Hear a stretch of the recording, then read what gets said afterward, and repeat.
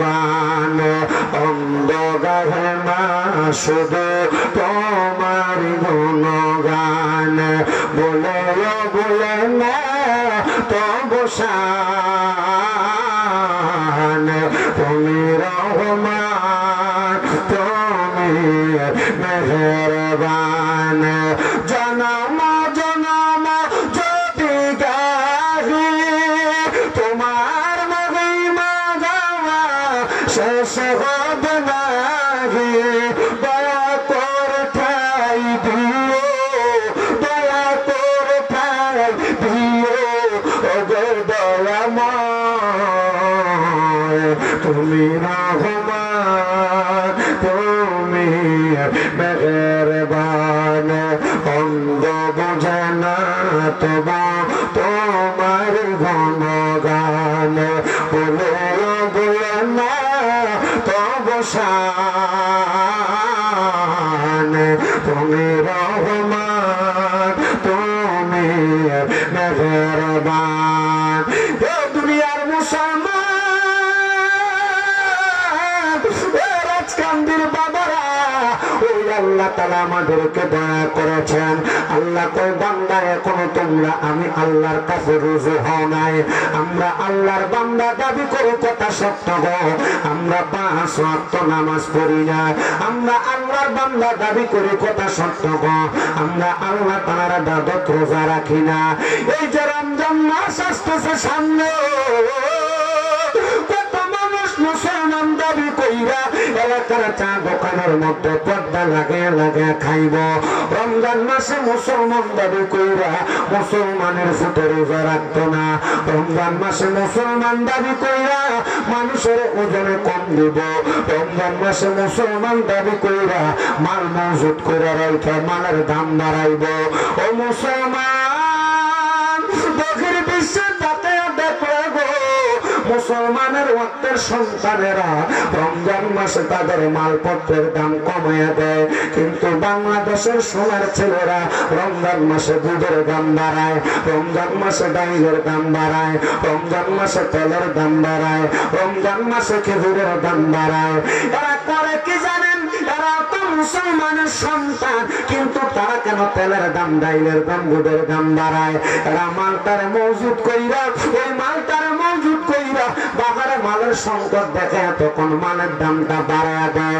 হাইরে সন্তানের বড়রা হাইরে মানুষের বড়রা মনে রাখবারে এমন মালের দাম যারা বাড়ায় দেয় এরা মুসলমান দাবি করে এরা নামের মুসলমান এরা কামের মুসলমান না এবার আপনারা বলেন না মুসলমান দাবি করলে একজন মুসলমান অন্য মুসলমানের উপর শীতল থাকার দরকার আছে না না রমজান মাস আসতেছে বহুত মুসলমান দাবি করবো কিন্তু রোজা রাখবে না ঠিক কিনা রমজান মাস আসতেছে অনেকে মুসলমান দাবি করবে কিন্তু রমজান মাসে মুসলমান দাবি কইরা মানুষের ব্যবসা বাণিজ্যে তার মালের দাম থেকে অধিক পরিমাণ দাম রাখবে মানুষের কাছ থেকে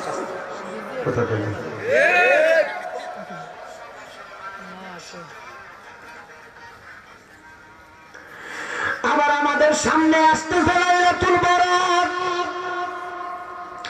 এই শবে বরাতে নতুন নতুন মৌলবী সাহেবরা ফতোয়া দিয়া দেয় শবে বরাতে হালুয়া রুটি খাওয়া যাবে না শবে বরাতে মসজিদ সাজানো যাবে না শবে বরাতে কোনো কিছু উদ্দেশ্য করে ইবাদত করা যাবে এমন ফতোয়া দেয় মৌলবী আছে না নাই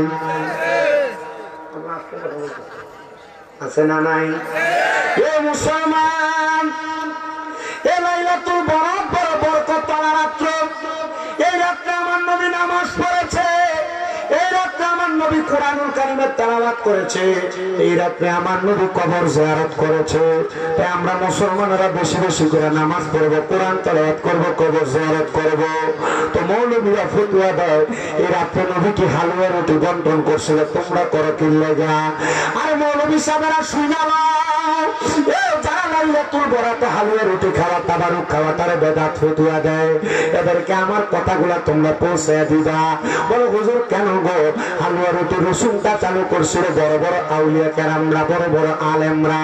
হুজুর কেন? কারণ হালুয়া রুটির মাধ্যমে ছোট ছোট বাচ্চা যারা 13-14 বছর 12 বছর এরা এজনের বাড়ি ওইজনের বাড়িতে এগুলো বন্টন করে দিলায়। বাচ্চারা তখন বুঝতে পারে হ্যাঁ হালুয়া রুটি যেহেতু দিতে সবে বরাত আসতেছে। এরা তো সবে বরাত সম্পর্কে কিছুই বোঝে না, এটার মাধ্যমে তাদেরকে সবে বরাত শিখায়। আমরা যখন ছোট ছিলাম আমাদের এলাকার মসজিদের হুজুরেরা আমাদেরকে মক্তবে পড়াইতেন, আর এক সপ্তাহ থেকে গোরস্থান পরিষ্কার করাইতেন। গোরস্থান পরিষ্কার করায়া রাস্তাঘাট পরিষ্কার করে মসজিদ সাজায়া নেওয়া হইতেন। এটা দিয়ে বুঝাইতেন সবে বরাত বড় বরকতওয়ালা রাত। তো সবে বরাতে কেন হালুয়া রুটিকে আমরা একটা হাদিসের আমল করি?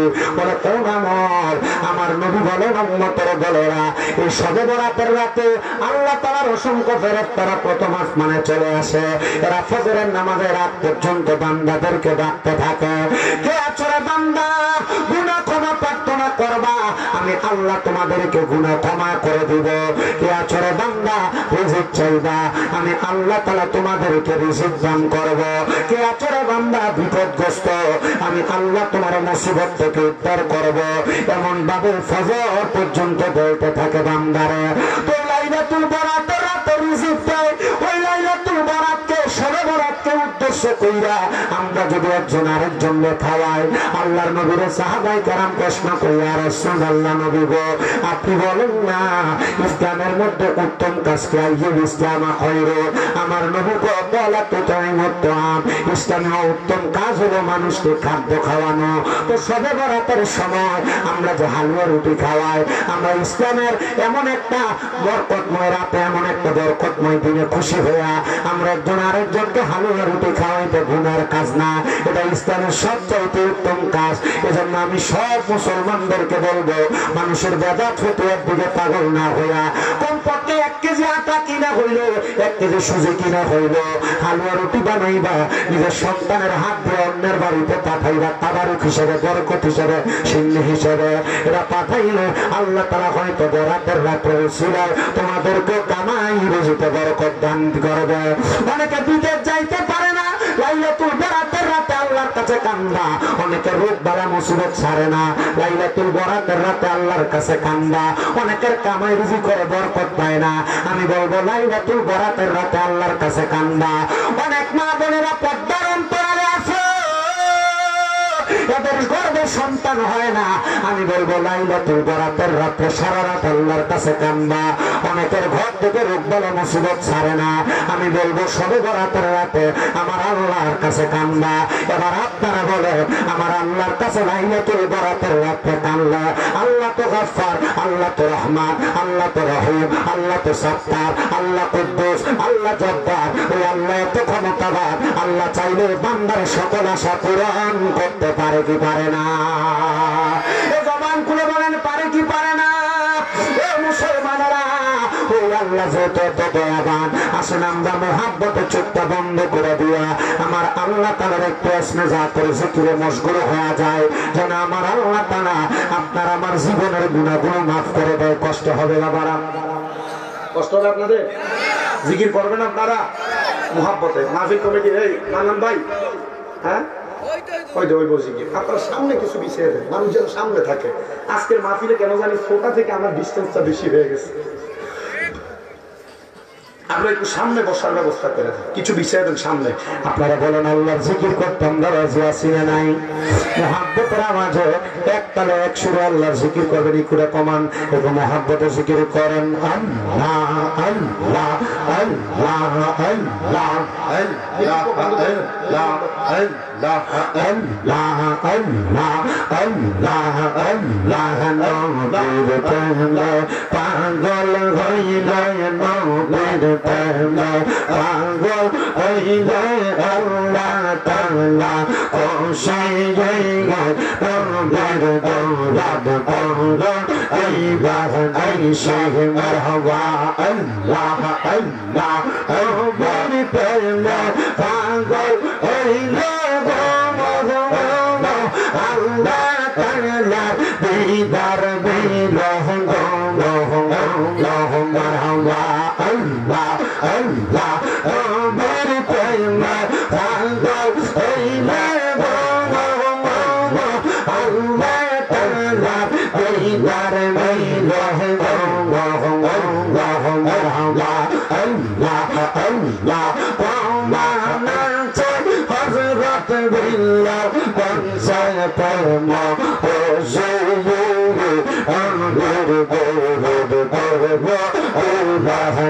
শাহে মারহাবা আল্লাহ আল্লাহ আল্লাহ আল্লাহ আল্লাহ আল্লাহ আল্লাহ আনজাল আশক শিল মোহাম্মদ পেলা জীবন দেলা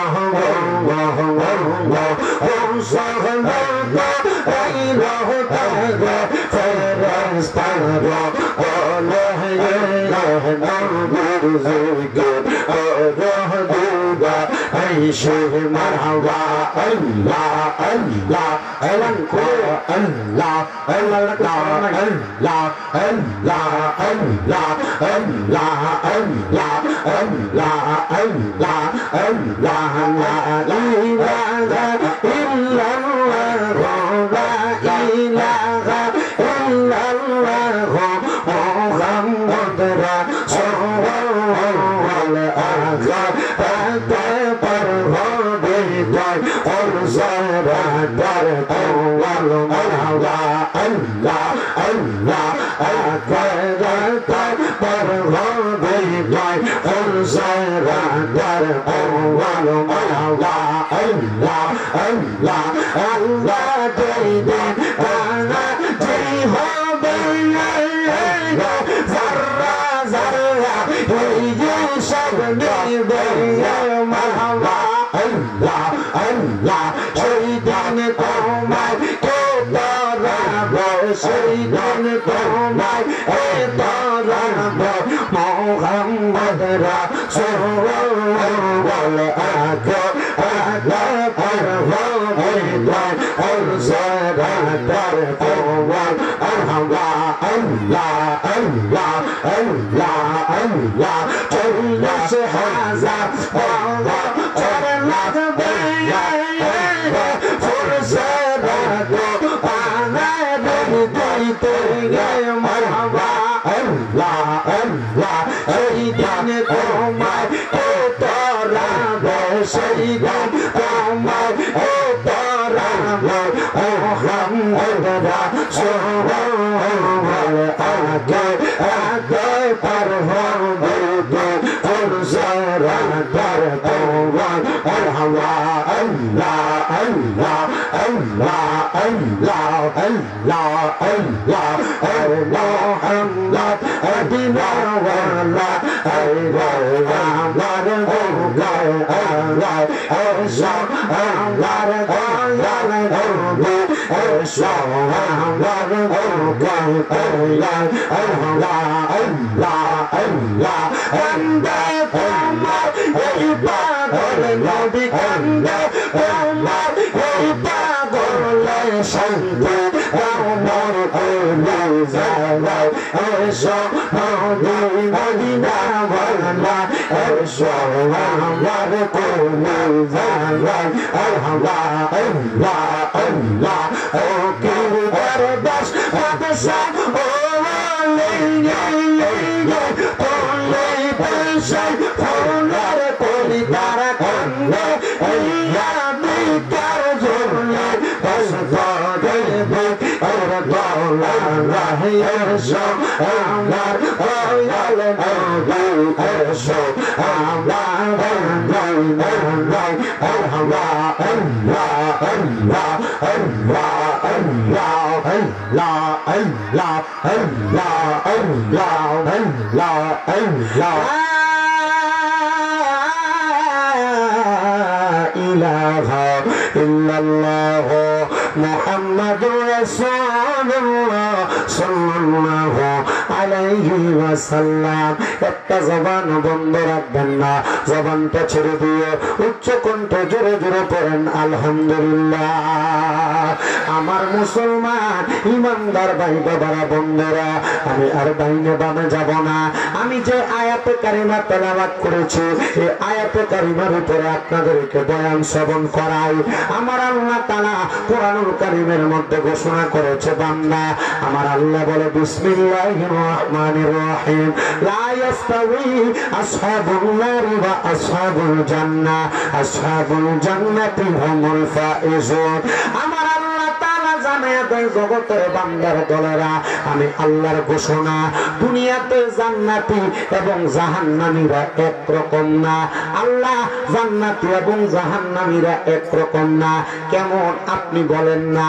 আমার আল্লাহ কয় বান্দা আসহাবুল জান্নাতি হুমুল ফাইজুন, যারা জান্নাতি তারা হইল সফল কাম।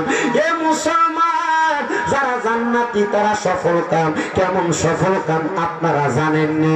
আমার আল্লাহ কয় বান্দা জান্নাতীরা যখন জান্নাতে যাবে, আল্লাহর অসংখ্য ফেরেশতারা জান্নাতের দরজার মধ্যে দাঁড়ায়া দাঁড়ায়া বান্দাকে বলবে আহলান ওয়া সাহালান, মারহাবান মারহাবান, স্বাগতম স্বাগতম, ও জান্নাতীরা জান্নাতে স্বাগতম। এবার আপনারা বলেন, ও রাজকান্দির বাবারা, আমরা যে জান্নাতের ভিতরে স্বাগতম জানাইয়া ফেরেশতারা রিসিভ করে নিয়ে যাবে, ওই জান্নাতে আমরা সবাই যাইতে চাই কি চাই না? এ মুসলমান, ওই জান্নাতে আপনি কেমনে যাবেন? আর কি কারণে যাবেন? কি করলে যাবেন? কারণ আমাদের তো জীবনে গুনার কোনো অভাব নাই। আমরা জীবনে লুকিয়ে লুকিয়ে গুনাহ করছি, গোপনে গোপনে গুনাহ করছি। অনেকে চিন্তা করে আমি যত গুনাহ করলাম আমার আল্লাহ তো এই গুনার কারণে আমারে মাফ করবে না। আমি জানতে চাই বাবা, আমরা যত বেশি গুনাহ করি না কেন, আমাদের গুনার পরিমাণ যদি পাহাড় পরিমাণ হয়, আমার আল্লাহর রহমত আমরার গুনার চাইতে কম না বেশি? আমাদের মনোযোগ আছে? আপনারা বলেন, আমরা পাহাড় পরিমাণ গুনাহ করছি, কিন্তু আমার আল্লাহ তাআলা রহমতের পরিমাণ কি আমাদের গুনার চাইতে কম না বেশি? বিশ্বাস আসেনি? আল্লাহ যদি চায় দুনিয়ার হাজার পাপের পাপীকে মাফ করতে পারে কি পারে না? পারে। আসেন আমার আল্লাহ তাআলা, মানে এটা একটা শয়তান আর একটা ডাইকে বের করতেছে।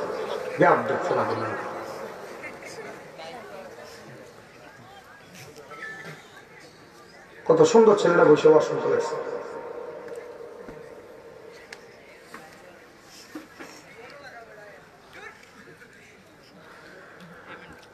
আমার আল্লাহ পাক রব্বুল আলামিনের রহমতের পরিমাণ অনেক বেশি। তো আমার আল্লাহ চাইলে গুনাহগাররে মাফ করতে পারে, খুনিরে মাফ করতে পারে, চোরেরে মাফ করতে পারে, ডাকাইতরে মাফ করতে পারে। কথা কম না ঠিক কিনা? কেমনে মাফ করে? আগে আপনারা শোনার চেষ্টা করেন। আল্লাহ তাআলার একজন বন্ধু যার নাম হযরত সুলতান মাহমুদ গজনবী রহমাতুল্লাহ আলাইহি, বাংলাদেশে না ভারতে জিনার বসবাস। হযরত সুলতান মাহমুদ গজনবী রহমাতুল্লাহ আলাইহি বলে, হে জগতের মানুষ, আমার একটা কাজ ছিল, যে কাজটা আমি আমার মাওলার সাথে রাত্রেবেলা সম্পর্ক লাগাইতাম। ওই সম্পর্কটা হলো তাহাজ্জুদের নামাজ।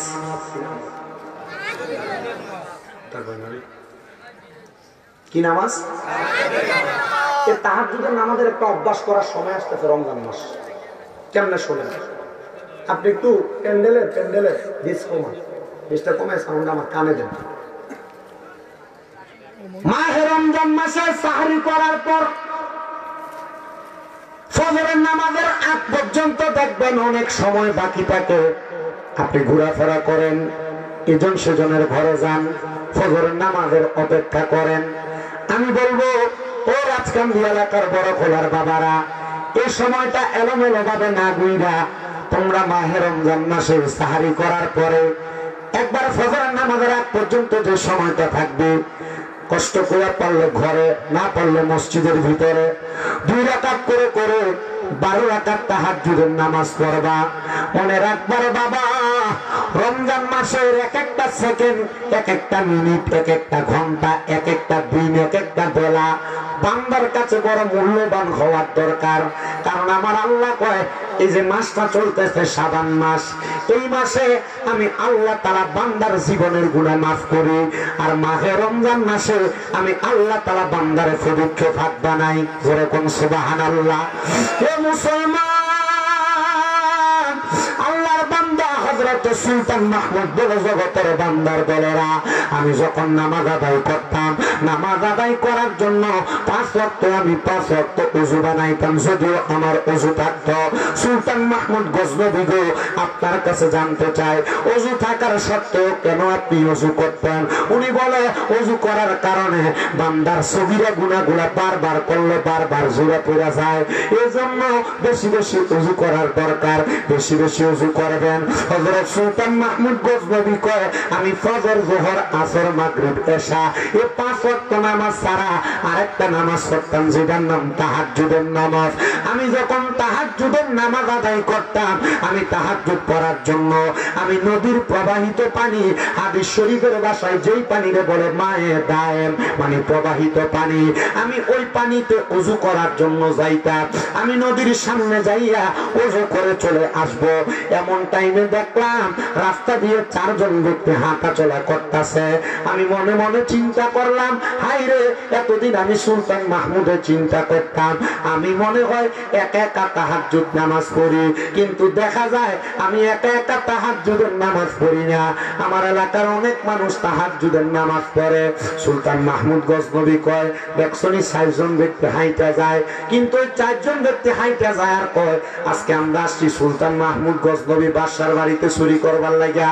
ওই যে নদীর পারে আরেকজনকে দেখা যায়, আমরা তো 4 জন চুরি করতে আসছি, আর এর কত বড় সাহস, একা একা আসছে চুরি করবার লাগিয়া। আপনাকে আমার ওয়াজ বুঝতেছে কি বুঝাই? একটু কষ্ট করে শুনে। সুলতান মাহমুদ গজনবী গেছেন নামাজের ওযু করার জন্য, উনি 4 জনকে দেখা বলতেছে, দেখছো আমি এতদিন মনে করতাম আমি একা একা নামাজ পড়ি রাত্রবেলা, না দেখে আমার এলাকায় 4 জন নামাজ পড়ে, আর এই 4 জন আসছে সুলতান মাহমুদ বাদশার বাড়িতে চুরি করার জন্য। এই 4 জন বলতেছে, দেখছো আমরা তো 4 জনই মিলে চুরি করতে আসি, এর কত বড় সাহস এক আসতে চুরি করতে। তার মানে যে ব্যক্তি যেমন তার চিন্তাও, যে ব্যক্তি যেমন তার চিন্তাও এমন। চা দোকানে বসে দেখবেন এক জাত মানুষ এলাকার মানুষের সমালোচনা করে,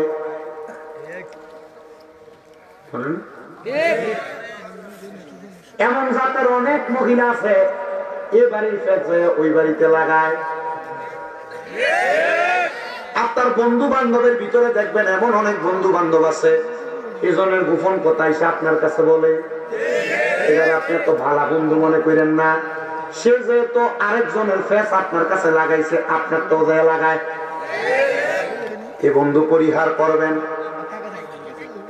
এমন অনেক বন্ধু দেখবেন আপনার কাছে এসে আরেকজনের নামে মিথ্যা কথা বইলা দেয়, এই বন্ধু পরিহার করবেন।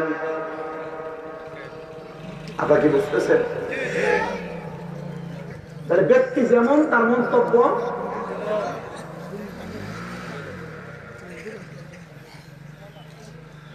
সুলতান মাহমুদ গজনবী আবার নদীর পার থেকে উঠছেন। সুলতান মাহমুদ গজনবী এই 4 জনকে দেখে জিজ্ঞাসা করে, তোমরা এখানে কেন আসছো? এই 4 জন জবাব দেয়, আপনার যে কাজ আমাদের সেই কাজ। আপনার যে কাজ, আপনার 4 জনের দাঁড়ায় থাকলে মানুষ আপনার দিকে চেয়ে থাকে।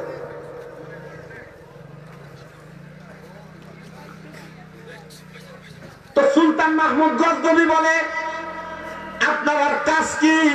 বলে, আমরা আসছি বলক এলাকা থেকে, গজনব এলাকায় সুলতান মাহমুদ গজনবী বাদশার বাড়িতে চুরি করার জন্য। সুলতান মাহমুদ গজনবী একটু নাড়া দিয়ে দাঁড়াচ্ছে, কি রে আমি বাদশা আমার বাড়িতে চুরি করতে আসছে? উনি এই কথা চিন্তা করে জিজ্ঞাসা করে, এ 400 তোমরা যে চুরি করতে আসছ, তোমরা যা চুরি করবা কে বেশি নিবে কে কম নিবে? বলে না, কেউ বেশি নিবে না, কেউ কম নিবে না, আমাদের 4 জনের সমান ভাগ। বলে, সমান ভাগ নিতে হইলে হয়তো সমান কষ্ট করা লাগে, ঠিক না? আপনি 8 ঘন্টার ডিউটি যদি 4 ঘন্টা করেন, আপনার তো 8 ঘন্টার বেতন দেবেন। বলে, আমরা 4 জনের 4টা অলৌকিক ক্ষমতা আছে, যেই ক্ষমতার কারণে আমরা সমান ভাগে নিয়ে যাই। বলে, কি অলৌকিক ক্ষমতা? বলে কি অলৌকিক ক্ষমতা? বলে 100 ডাক দিয়া বলে চুরি করতে গেলে 1 নাম্বার বিপদ, সব বাড়িতে একটা না একটা কুত্তা থাকে। কুকুর ঘেউ ঘেউ করে কি বলে? আমি সরে কুকুরের বাসা বুঝি। 100 ক্ষমতা। আরেকটারে জিজ্ঞাসা করে তোমার ক্ষমতা কি? বলে বাড়ির দরজায় গেলে যত কঠিন তালা থাকুক না কেন আমি চোখের ইশারার মাধ্যমে তালা খুলতে পারি। 2 নাম্বার চোর। তোমার ক্ষমতা কি? বলে আমার ক্ষমতা ঘরে প্রবেশ করার পরে ঘরের কোন জায়গায় কি আছে নাকের ঘ্রাণ টান দিয়ে আমি সেটা বলতে পারি। 4 নাম্বার চোর। তোমার ক্ষমতা কি? বলে আমার ক্ষমতা আমি রাত্রবেলা যারে দেখি দিন হইলে তার চিনি। 4 চোর বলে আপনি তো একা একা আসছেন চুরি করতে, চলেন আমরা একসাথে চুরি করি। তবে চুরি করার আগে আপনি বলেন আপনার ক্ষমতা কি? উনি বলেন আমার ক্ষমতা আমি ডাইন দিকে তাকাইলে ফাঁসির আসামি মাছ, আমি বাম দিকে তাকাইলে জেল হাজত মাছ, এর জন্য আমার এই ক্ষমতা। 4 চোরে বলতেছে চুরি ধরা খাইলে হয় ফাঁসি দিব না জেল হাজত দিব। আমরা আপনাকে দরকার, চলেন আমরা 5 জন একসাথে চুরি করতে যাই। 5 জন একসাথে বাদশার বাড়িতে প্রবেশ করছেন। এই টাইমে বাদশার বাড়ির দরজার কুকুর ঘেউ ঘেউ করে ডাক দিতেছে। বাদশা নিজেই তো চোর সারছে তাদের সাথে, বলতেছে কুকুর কি বলছে তুমি বলো। কুকুর বলতেছে আমরা 4 চোর অপরিচিত বাড়ির মালিককে লইয়া আমরা চুরি করতে যাই। কুকুরটা মনে হয় বোঝে না, এলোমেলো বলে। আসলে কুকুর বোঝে কি বোঝে না? বুঝবে বিদায় বলছে। এটা তো আসলে বাড়ির মালিক সুলতান মাহমুদ গজনবী। এই কথা অবজ্ঞা করে 4 চোর সুলতান মাহমুদ গজনবীরে নিয়ে প্রবেশ করছেন ওনার বাড়িতে চুরি করার জন্য। যখন প্রবেশ করছে, প্রবেশ করার সাথে সাথে তালাটা খুলতেছে। তালা খোলার পরে 3 নাম্বার চোর নাকের সুগান পায় বলে এই ঘরে স্বর্ণ গয়না, এই ঘরে মণিমুক্তা, এই ঘরে জহরত, এই ঘরে অর্থগুলা আছে, সবগুলা একসাথে বাইন্দা তারা একটা ঘরে ঢুকাইয়া এক ঘরে রাখছে, নিয়ে বের হবে। এমন টাইমে চারদিকে আজান হয়ে গেছে। তারা বলতেছে রাত্রে আজান শেষ হোক তারপর আমরা বের হব। সুলতান মাহমুদ গজনবী বলেন এই 4 চোর জন এক ঘরের মধ্যে অপেক্ষা করে। আমি বাইর হইয়া ঘরের দরজাটা লাগায়া আমি আবার ফজর পড়তে দাঁড়াইছি। ফজরের নামাজটা পড়িয়া আমি রাত কার্য পরিচালনা করার জন্য আমার চেয়ারে বসছি। 4 চোরকে ধইরা আনতে যখন বললাম, ওই 4 চোরকে কাঠ গড়ার মধ্যে দাঁড় করানো হয়েছে। 3 চোর চোখের পানি ফালায়া ফালায়া কান্দে, হাইরে বাদশার বাড়িতে চুরি করতে আইসা ধরা খাইছি, আজকে নয় ফাঁসি হইব নচেত আমাদের গর্দান যাবে, হাত কাটবে। কিন্তু 1 চোরে মুস্কি মুস্কি হাসে। কান্দে কয়শো? 1 চোর হাসে। 4 চোরের 4 ক্ষমতা ছিল। 1 চোর কুত্তার বাসা বসত। 2 নাম্বার চোর যে কোনো তালা খুলতে পারত। 3 নাম্বার চোর গ্রাম শুনে বলতে পারতেন কোথায় কি আছে। 4 নাম্বার চোর রাত্রে যারা দেখে এই চোরে হাসে। হযরত সুলতান মাহমুদ গজনবী প্রশ্ন করে, এ বেটা 3 জন কান্দে তুমি কেন হাসো? সে ডাক দিয়া কয় হুজুর রাত্রবেলা আমার সাথে একসাথে রাত্র কাটাইয়া চুরি কইয়া কেমনে গো আমরা 3 জন 4 জন রে আপনি আনলেন বিচার করার জন্য। 3 জন অবাক, কি রে তাহলে উনি বাদশা, আমরা বাদশারে নিয়ে গেছি বাদশারা চুরি করতে।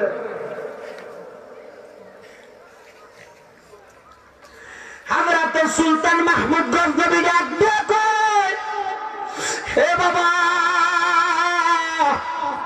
কান্দিস না, তোমরা মনে হয় অভাবের কারণে চুরি করতে আসছো। ঠিক আছে, কালকে সারা রাত আমরা আমি তোমাদের সাথে থাকার কারণে, যেহেতু আমিও চোরের সঙ্গে ছিলাম, যা আমি রাজপ্রাসাদে বইসা ডাইনে তাকাইলাম তোদের ফাঁসি মাফ, বামে তাকাইলাম তোদের জেল হাজত মাফ। 4 জন চোরে বলেন আমরা চারজন একসাথে আল্লাহর দরবারে একটা সেজদা দিছি। সেজদা দিয়ে আমার আল্লাহরে বললাম, আল্লাহ, একজন বাদশা দুনিয়ার বিচার কার্য পরিচালনা করে, দুনিয়ার রাজ্য চালায়, তার সাথে এক রাত্র সময় দেওয়ার কারণে এই বাদশা আমাদেরকে জেল হাজত থেকে, আমাদেরকে ফাঁসি থেকে মাপদান করছে। আমরা এতদিন বুঝি নাই, আমরা যদি বুঝতাম তুমি তো বাদশারও বাদশা, তুমি খোদারে ক্ষমতাময় খোদারে আমরা সারা রাত্র যদি ডাকতাম চুরি করা লাগতো না, আমাদের সম্পদের পাহাড় হয়ে যাইতো। ওগো আল্লাহ, তুমি আমাদেরকে সম্পদ দিয়ে ভরপুর করে দিতা। এবার আপনারা বলে দুনিয়ার বাদশার চাইতে আমার আল্লাহর বাদশাহীর ক্ষমতা কম না বেশি?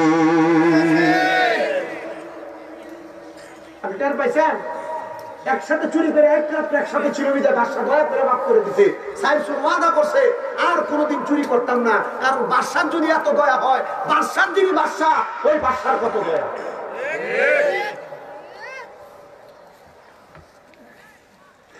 আমার মুসলমানেরা, আমি আপনাদের কাছে এই তিনটা ঘটনা করি, তিনটা ঘটনায় তিন চোর আর ডাকাইতের কথাই, এটা থেকে আপনি কিছু শিখবেন।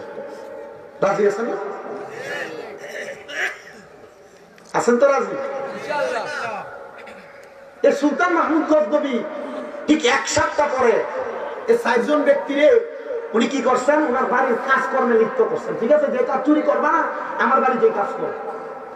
সুলতান মাহমুদ গজনবীকে 7 দিন পরে নামাজের সেজদা অবস্থায় উনি ঘুমাইয়া গেছেন, ওনার স্বপ্ন দেখেছে। সুলতান মাহমুদ, তুমি কি করলা? 4 জন আল্লাহর ওলি তোমার বাড়ির কামের লোক বানায় রাখলা। স্বপ্ন দেখাইছে কয়জন? 4 জন আল্লাহর ওলি তোমার বাড়ির কাজের লোক বানায় রাখলা।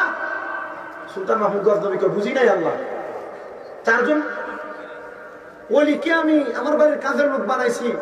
বলে হ্যাঁ, তারা যেদিন তোমার কাজ করার ভিতরে তওবা করেছে, আমি আল্লাহ তাদেরকে মাফ করে দিছি। আর এই 7 দিন তারা আমি আল্লাহর এমন ইবাদত করেছে, তারা এখন আমি আল্লাহর বান্দা নয়, তারা বান্দা থেকে আমি আল্লাহর বন্ধু হয়ে গেছে। সুলতান মাহমুদ, তাদেরকে তুমি তোমার রাজকার্যের ভালো জায়গায় নিয়ে যাও। সুলতান মাহমুদ গজনবী তাদেরকে ভালো সম্মানের জায়গায় নিয়ে গেছে। জোরে কোন সুবহানাল্লাহ। আরেকটা কথা বলি বাবা, গাউসে পাক বড় পীর আব্দুল কাদের জিলানী রাদিয়াল্লাহু তাআলা আনহু নাম শুনছেন? শুনেন নাই? ক্ষমতা কম না বেশি? ওনার ব্যাপারে কাশেক লিখতেছে, ওলিদের ওলি যিনি গাউসুল আজম জিলানী, ওলিদের ওলি যিনি গাউসুল আজম জিলানী, বাগদাদে জন্ম কুতুবে রাব্বানী। বলেন বাগদাদে জন্ম কুতুবে রাব্বানী। হাইরে ওলিদের ওলি যিনি গাউসুল আজম জিলানী, ওলিদের ওলি যিনি গাউসুল আজম জিলানী, বাগদাদে জন্ম কুতুবে রাব্বানী। বলেন বাগদাদে জন্ম কুতুবে রাব্বানী। হায়রে বংশ তোমার হাসান হোসাইনি, তুমি হইলা মা ফাতেমার নয়নের মনি। বলেন বংশ তোমার হাসান হোসাইনি, তুমি হইলা মা ফাতেমার নয়নের মনি। দয়ার নজর দাও গো আমায়, ও গো গাউসে সামদানি। দয়ার নজর দাও গো আমায়, ও গো গাউসে সামদানি। বাগদাদে জন্ম কুতুবে রাব্বানী। হায়রে বাগদাদে জন্ম কুতুবে রাব্বানী। হায়রে তোমার কাঁদে নবীজির কদম, সব ওলিদের কাঁদে তুমি গাউসের কদম। বলেন তোমার কাঁদে নবীজির কদম, সব ওলিদের কাঁদে তুমি গাউসের কদম। মুর্দা কলব জিন্দা করো, ও গো গাউসে সামদানি। মুর্দা কলব জিন্দা করো, ও গো গাউসে সামদানি। বাগদাদে জন্ম কুতুবে রাব্বানী।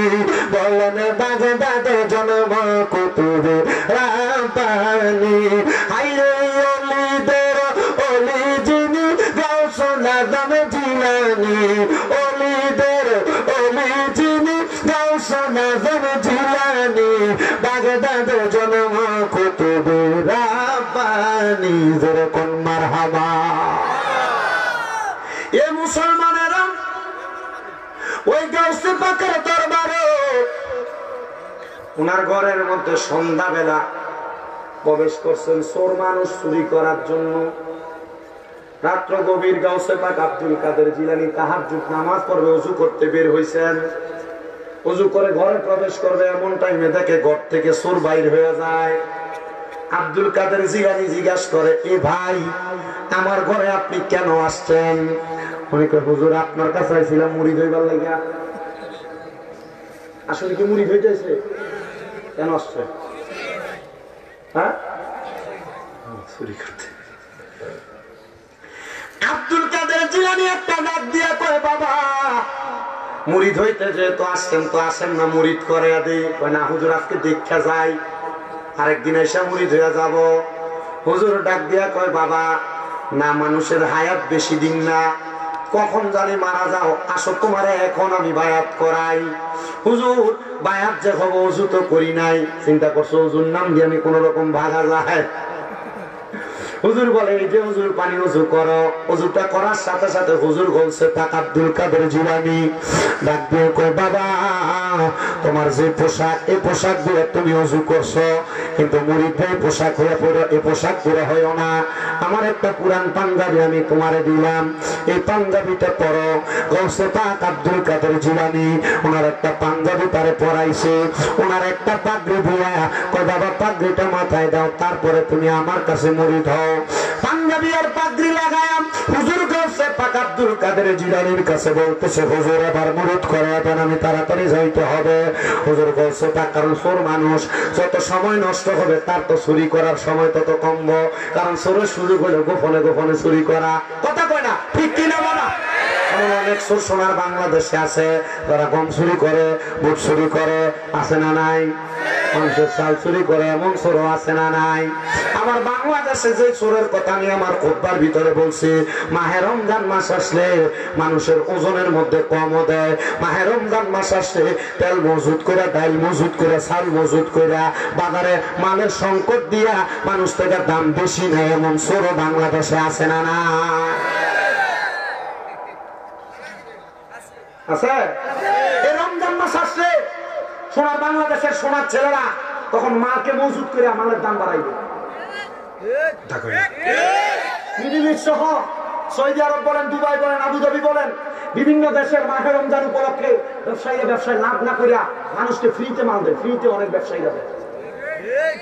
আমার বাংলাদেশিরা চিন্তা করে কি রমজান মাসে বেশি লাভ করতে, ঈদের সময় গাড়ি ভাড়া বাড়ায় দেয়, রমজান মাসে গাড়ি ভাড়া বাড়ায় দেয়। কিলেও বাড়াইছ বলে ঈদ না, বোনাস আর বাপ দাদার সম্পদ। বোনাস কি মানুষ থেকে ছাইয়া নেয় না, উজে দেয়, নিচ থেকে দেয় না।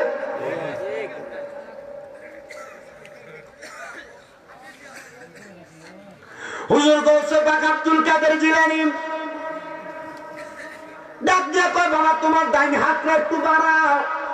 হুজুর বলতেছেন ডাইন হাতটা বাড়াও, সাথে সাথে ডাইন হাত বাড়াইয়া দিছে। কয়, বাবা তুমি আবার মুরিদ হওয়ার জন্য আমার মুখে মুখে বলো কোনোদিন নামাজ ছাড়বা না।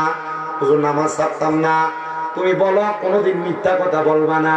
হুজুর মিথ্যা কথা বলতাম না। তার কাম হইল কোন রকম মুরিদা হয়ে এখান থেকে বাগি আমার চুরি করা লাগবো। গাউসে পাক তারে এই বাক্যে মুরিদ করাইলাম। মুরিদ শব্দের অর্থ কি জানেন? মুরিদ হওয়া মানে হচ্ছে আবদ্ধ হওয়া, ওয়াদাবদ্ধ হওয়া, মিশে যাওয়া, মিলে যাওয়া।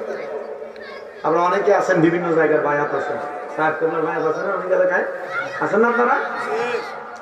ওয়াদাবদ্ধ হয়েছেন, ওনারা আমাদের জবান দ্বারা যা বলছে আপনি তা বলছেন, তা পালন করবেন, এটা বইলে ওয়াদা করছেন। উনি ওয়াদা করলেন, মুরিদ হইলেন। উনি কোনদিন নামাজ ছাড়বে না এবং উনি কোনদিন মিথ্যা কথা বলবে না। এই কথা বইলা গাউসে পাক আব্দুল কাদের জিলানী বলে, বাবা যাও এবার তুমি তোমার কাজে যাও। কথার ভিতরে হাকিকত আছে। আব্দুল কাদের জিলানী বলে তুমি তোমার কাজে যাও, তার মানে সে কোন কাজে যাবে আব্দুল কাদের জিলানীও সেটা জানে, জানাইছে একজন তিনি আমার আল্লাহ। আউলিয়া কেরাম ওনাদের মুরিদের বিভিন্ন খবরাখবর রাখেন। কেমনে রাখেন জানেন?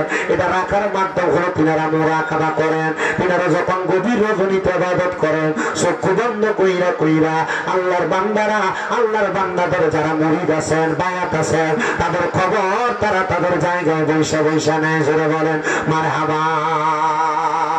হোসে পাক আব্দুল কাদের জিলানী বলেন, যা বাবা যাও যাও যাও, আমি তোমার অনুমতি প্রদান করলাম, তুমি যাও, তোমার কাজে চইলা যাও। এবার সে বাইর হইয়া চিন্তা করতেছে, রাত আর বেশিক্ষণ নাই, আমি এখন কোথায় চুরি করব? এই কথা চিন্তা করতে করতে ইরাকের বাদশার বাড়ির সামনে গেছে। চিন্তা করতেছে আজকে যেহেতু কোনো জায়গায় চুরি করতে পারি না, ইরাকের বাদশার বাড়িতে ঢুইকা দেখি এখানে চুরি করা যায় কিনা। বাদশার বাড়িতে প্রবেশ করতেছে, দারোয়ান বলে, কে তুমি? উনি নিজেই ডাক দিয়ে বলতেছে, আমি হইলাম চোর, বাদশার বাড়িতে চুরি করতে যাই।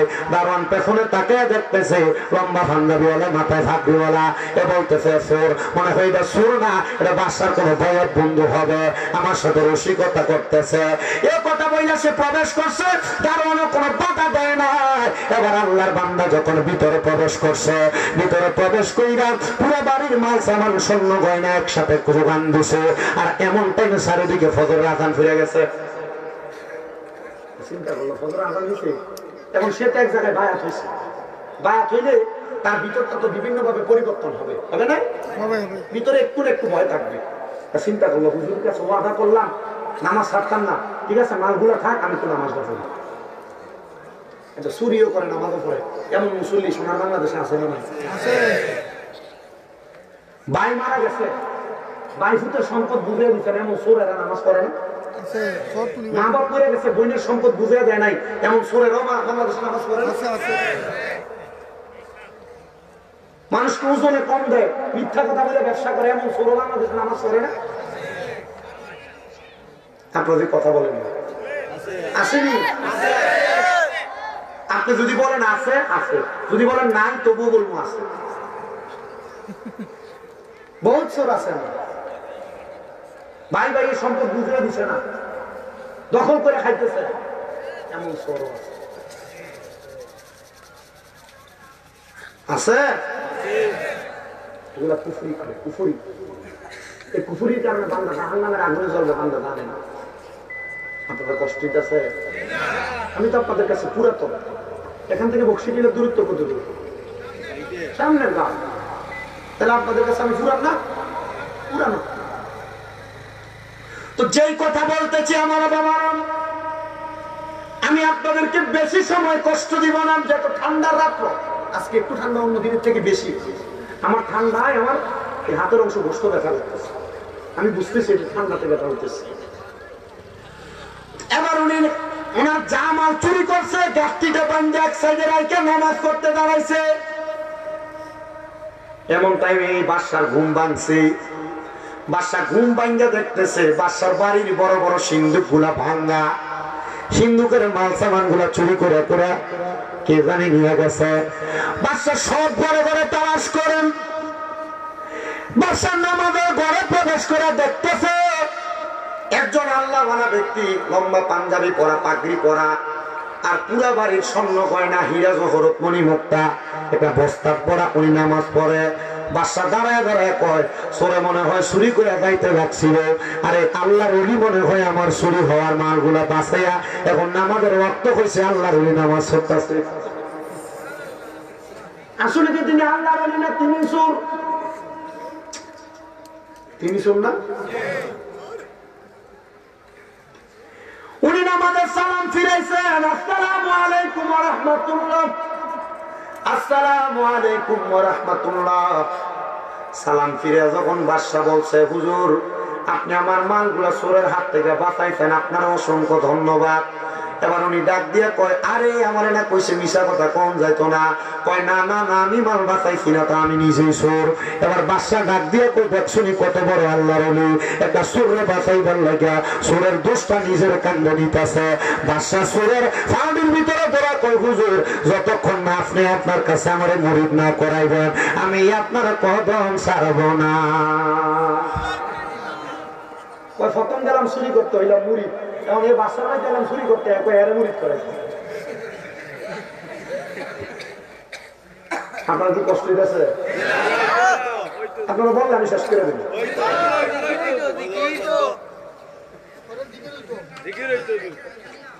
আজকে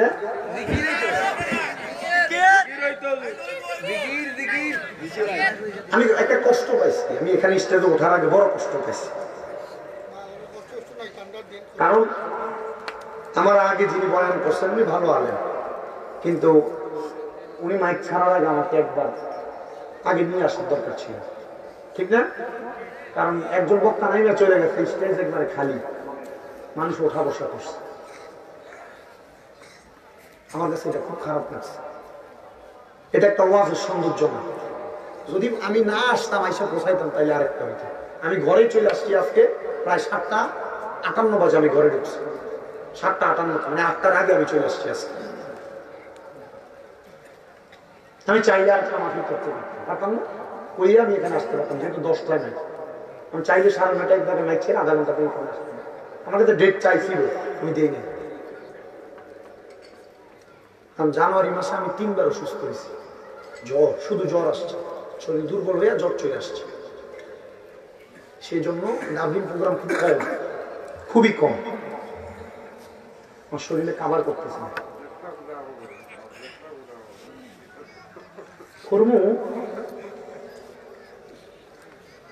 আমি কিন্তু আজকে ডাইনে বামে কথা বলতেছি না, টানা ওয়াজ করতেছি, ঠিক না?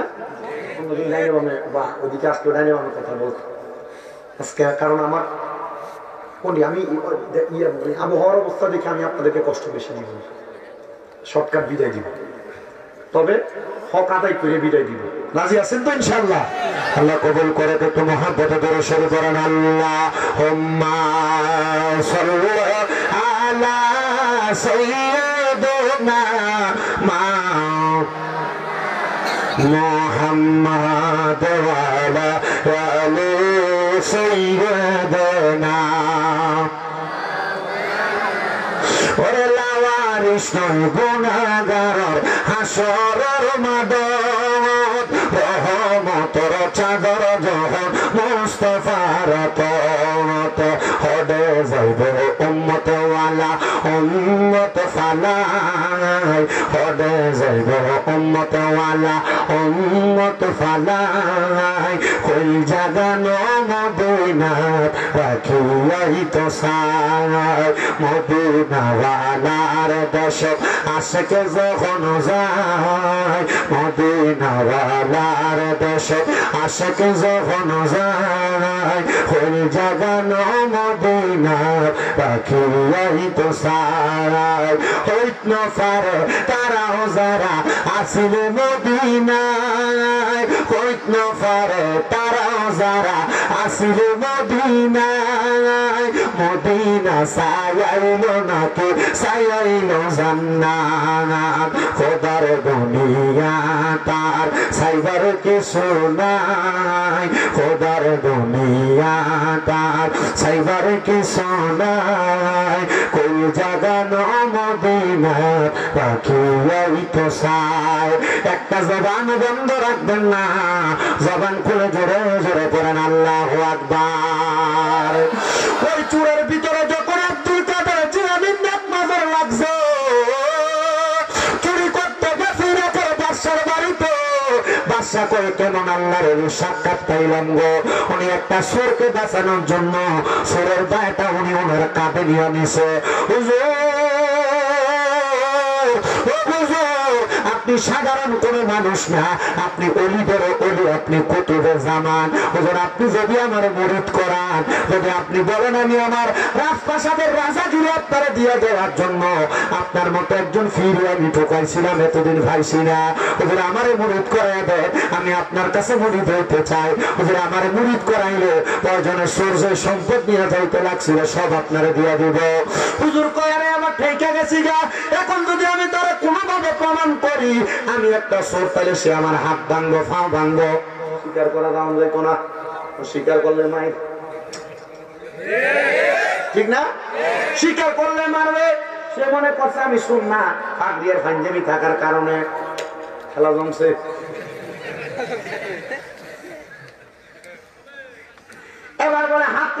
মুরিদ দিয়ে তো হাত দেন, আমার নানি মুরিদ কিভাবে করায়, ওই যে হুজুরে এর আগে মুরিদ করে দিচ্ছে, হাত দাও তোমার ডাইনি হাত, হাত দিতে বলো, তুমি বলো কোনোদিন নামাজ ছাড়বে না, বলে ছাড়তাম না, কোনোদিন মিশা কইতাম না, বলে কইতাম না। হুজুর যখন এই কথা বলছেন, ওই দেখছনি কত বালা বিশ্বাস, নামাজের কত কয়, মিশা কথা না কইতে কয়, এটার মতো ফির হইতে পারে না। আসলে কি ফির নেই এটা শোনো,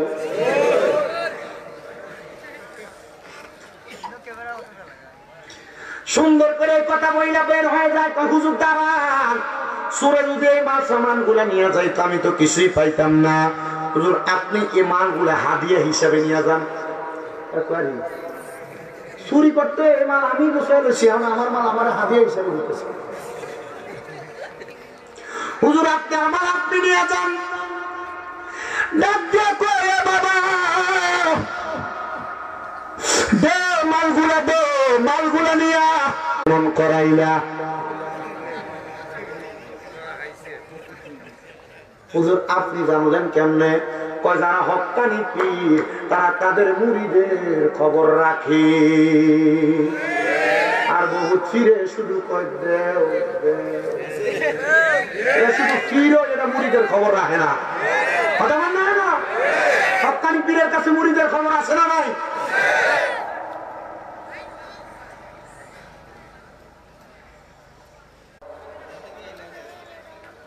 তো যেই কথা হুজুর আপনি জানলেন কেমনে? বলে তুমি যখন আমার কাছে মুরিদ হয়েছ তোমার দায়িত্ব আমার। এ বাবা তোমার সব খবর আমার জানা আছে। বলে হুজুর আপনি যে জানতেন আমি শুরু করবো, তাহলে আমার ছাড়লেন কেন? বলে ওই বাসা এতদিন পর্যন্ত হক্কানি একটা ফির খোঁজে, এখন তার বাড়ির পাশে আমি আছি, কিন্তু তার আমার পছন্দ না। আমি তোমার এমন একটা সুরত দিয়ে তার কাছে পাঠাইছি, সে তোমার পছন্দ কইরা তোমার কাছে মুরিদ হইছে। এখন থেকে ওই বাসার খবরও তুমি জানবা, তুমি রাখবা। ওই হুজুর এমন কোন আমল আমার কাছে নাই, এমন কোন আখলাক আমার কাছে নাই। ওরে কি বলছো স্বয়ং আল্লাহ পাকে, কি দয়াল আছে আমার, কি বাগিয়ান আছে নবী গো, কোনভাবে প্রশংসা করব জানা নাহি আছে। নবীজির প্রশংসার কথা ঘোষণা কোরআনে, ও নবীকে ভালোবাসো জীবন মরণে। আল্লাহুম্মা সাল্লি আলা সাইয়্যিদিনা মাওলানা মুহাম্মাদ ওয়া আলা আলি সাইয়্যিদিনা। ও দুনিয়ার মুসলমান, এ নবীর উম্মতের দল, এ আল্লাহর বান্দারা শুনো রে, আল্লাহর একজন পয়গম্বর যিনার নাম মুসা আলাইহিস সালাতু ওয়াস সালাম, পবিত্র কোরআনুল কারীমে সেই নবীর নাম অনেকবার আসছে। ওই মুসা পয়গম্বরের নাম আমরা কিন্তু কম শুনি নাই। ওই মুসা নবীর একটা ক্ষমতা ছিল রে, ক্ষমতা ছিল মুসা নবী কোন কবরের সামনে দিয়ে গেলে মুসা নবী কবরের দিকে তাকাইবে, কবরের অবস্থা সম্পর্কে জানতে পারত। আপনারা বলেন আল্লাহর নবীদেরকে ক্ষমতা দিছে কে? হযরত মুসা পয়গম্বর বলে আমি একবার একটা রাস্তার পাশে দিয়ে কবরস্থানের সামনে দিয়ে হাইটা যাইতেছি, এমন টাইমে তাকে দেখলাম গো একটা কবরের মানুষ, যার কবরের মধ্যে ধাও ধাও করে আগুন জ্বলতেছে। আমি মুসা নবী দুই একাত আগুনে জ্বলতেছে, তখন তো তুমি সন্তানের আর ভালো লাগবে না, কথা কন্যা ঠিক কিনা? কারণ সন্তান মা বাপরে বড় ভালোবাসে। এবার মুসা নবীর আমার আল্লাহ জানে রে বন্ধু মুসা, ওই বাড়ির অমুক ব্যক্তি পারে ওইটা হলো আল্লাহ। ও বাবারে আল্লাহ জানে কথাটা সত্য, কিন্তু আমার আল্লাহ তাআলা আল্লাহর নবীদেরকে জানায়। ও বন্ধু সূরা জিনের শেষ দুই আয়াতের দিকে তাকাইলে দেখবেন আমার আল্লাহ কয় আমি আমার গায়েবের খবরটাও মুতাদিনা ইল্লা মান ইরতাদামির রাসূল আমার রাসূলকে ছাড়া আমি আল্লাহ গায়েবের খবর আমার রাসূলদেরকে বাংলাদেশে যে পরিমাণ সম্পদ আছে এরা যদি নির্দিষ্ট পরিমাণ যাকাত দিত আল্লাহর কসম আল্লাহর কসম আল্লাহর কসম করে বলি বাংলাদেশে 2 বছরে যাকাত দিলে আর গরিব থাকতো না। কিন্তু সম্পদ না যাকাত দেয় না। মনে রাখবেন যাকাত তাদের মালকে পবিত্র করে, যাকাত মালকে পবিত্র করে, যাকাত সম্পদকে পবিত্র করে। কিন্তু আমাদের সমাজের মানুষ যাকাত দিতে চায় না। এই কথা বলেন আছে না নাই? ছুটি দিয়ে দিব, রাজি আছেন ইনশাআল্লাহ? আল্লাহর বান্দা উনি ইরাকের ব্যবসায়ী। কোন দেশের ব্যবসায়ী? ইরাকের ব্যবসায়ী। উনি ব্যবসা করতে গেছেন, ব্যবসা করে মাল নিয়ে ইরাক থেকে আসতেছেন। আসার পথে ওনারা বলেন এ 9 জন বণিক ব্যবসায়ী আপনাদের মালের মধ্যে ডাকাতের আগুন লাগিয়ে দিছে, আপনারা তাড়াতাড়ি চলেন, সব মাল পুরা ছাই হয়ে যাইতেছে। এবার মসজিদের ভিতরে যে 9 জন ব্যবসায়ী নামাজ পড়তেছে, এই 9 জনের ভিতরে 8 জন নামাজ ছেড়ে দিয়ে দৌড় দিছে, একজন নামাজ ছাড়ে না, নামাজ পড়তেছে। সবাই কত উপরে কাপড়টা যে জ্বলে গেল এটা সবাই বলতেছে উপরে কাপড়টা যে জ্বলে গেল এটা রক্ষা করবো না, বলে এটার খবর এখন দিতে পারবো না, বাড়িতে চলো। কোথায় চলো? স্ত্রী বলে কাপড় তো গত বছর যাকাত দেওয়ার সময় আমাদের কাছে ছিল না, কোথায় ছিল? বলে এই কাপড়টা আরেকজন নিয়ে গেছিল, এটার হিসাব আমি করতে মনে নাই। বলে এই জন্য সোনারের ব্যবসায়ীরা যাকাত দেয় না, বুঝে বলবে। আপনারা যারা মুরব্বী বাবারা আছেন অনেকে মনে করে যাকাত দেওয়াকে তারা জরিমানা মনে করে। নবীজি বলছেন হ্যাঁ, কিয়ামতের আগে মানুষ যাকাত দেওয়াকে জরিমানা মনে করবে। আর জরিমানা মনে করবেন আপনি যাকাত দিবেন না হিসাব করিয়া, দেখবেন ডাক্তারের কাছে গেলে 20-30। আরো কিছু এই যে আপনারা হাসেন, এটা ভালো জিনিস। এটা কি জিনিস? আপনারা দেখেন টিভিতে মক্কা মদিনার লাইট দেয় না, দেখবেন অনেকে গোল করে কাবা শরীফের মধ্যে নামাজ পড়ে, আবার দেখবেন অনেকে নামাজের সামনে যে হাঁটে। দেখেননি আপনারা এটা কি লেগে হাঁটে যায় না? এও সুইটা যায় যে আর নামাজ পড়ে না, তনেরা হাইটে হাইটে পাই গোল করে বুঝে বুঝা যেখান থেকে জায়গা পাই। আর মক্কা শরীফে যে কাবা শরীফ টাকা পয়সা হইলে মক্কা মদিনা যাবে, অনেক কিছু দেখে আসতে পারবে। ইনশাল্লাহ করেন না তো? সবাই করেন ইনশাল্লাহ, বড় মজার জায়গা। তো মুসা পয়গম্বর বলছিলেন কি, তুমি তোমার আব্বার নামে কিছু সৎকার করো, আল্লাহ হয়তো তোমার আব্বারে মাফ করতে পারে। মাইয়া গেছে সাইদটা, রাগান্বিত হইয়া আল্লাহ এখন যাওয়ার সময় বেয়াজ্জতি হয়ে আসলাম, এখন দেখি তার কবরে কোনো আযাব নাই। আল্লাহ কয় মুসা আমি আল্লাহ তো দয়াবান, আমি আল্লাহ তো মায়াবান, আমি আল্লাহ দয়া করছি বিদায় তারে আমি মাফ করে দিছি। আল্লাহ কেমনে মাফ করছেন? আল্লাহ ব্যাংকটা বাচ্চাগুলা চাইরা শাবকগুলা চাইরা যায় না, কারণ আসমানের মধ্যে একটা সিল ঘুরতেছিল, সিল পাখি। ব্যাংকটা সরে না বাচ্চাদের জন্য পানি নেওয়ার জন্য, ব্যাংকটা বাচ্চাদেরকে দৌড়া দৌড়া আমি আল্লাহর কাছে দোয়া করতেছিল, আল্লাহ এই মুহূর্তে যদি কেউ আমার একটু আমল করবা, অল্প কিছুক্ষণের মধ্যে আমি দোয়া করব। এই যে সামনে রাজকান্দি মসজিদের কাজটা হইতেছে, আমি কয়েকজন সন্তান চাইবো, বলে হুজুর মসজিদের কাজের জন্য আমি 20,000 টাকা দিব। হুজুর মসজিদ আমি 1000 দিয়া দিতাম, আমার মা বাবার লেগে দোয়া করবা।